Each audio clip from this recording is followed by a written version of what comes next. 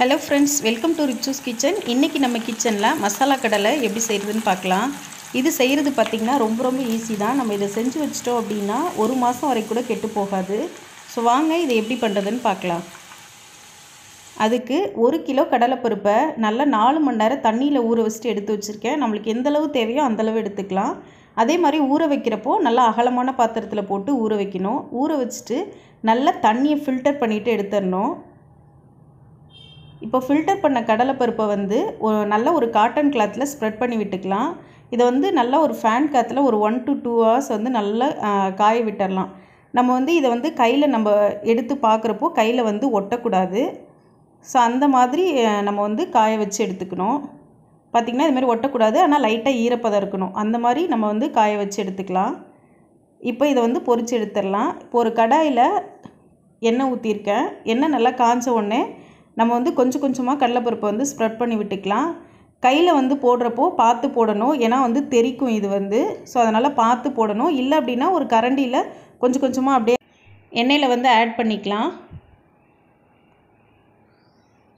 கடலை வந்து நல்லா பொரிஞ்ச உடனே மேலே வந்து மிதந்து வரும். சேம் டைம் அந்த பபிள்ஸும் வந்து கம்மியாயிரும் நமக்கு.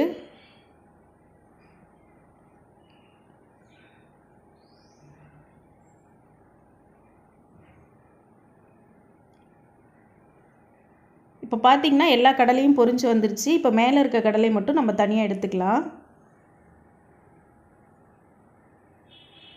ஸோ இதே மெத்தட் தான் நம்மளுக்கு வந்து அந்த பாசிப்பருப்பு ஃப்ரை பண்ணுறது, இதே சேம் மெத்தடு தான்.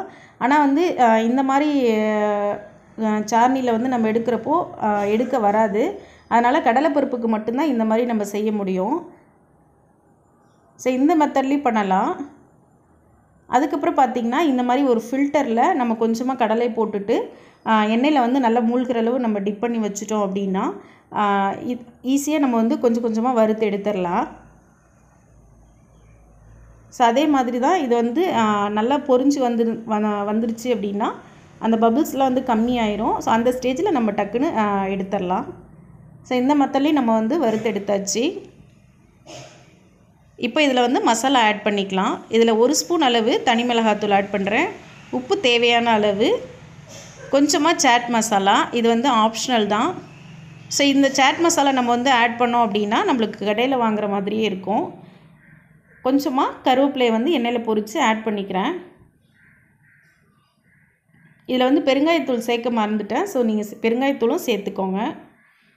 ஸோ அவ்வளோதான், நம்மளோட முறு மசாலா கடலை ரெடி ஆகிடுச்சு. நீங்களும் இதை ட்ரை பண்ணுங்கள். ட்ரை பண்ணிவிட்டு பிடிச்சிருந்தா மறக்காமல் சேனலை சப்ஸ்கிரைப் பண்ணுங்கள், லைக் பண்ணி ஷேர் பண்ணுங்கள்.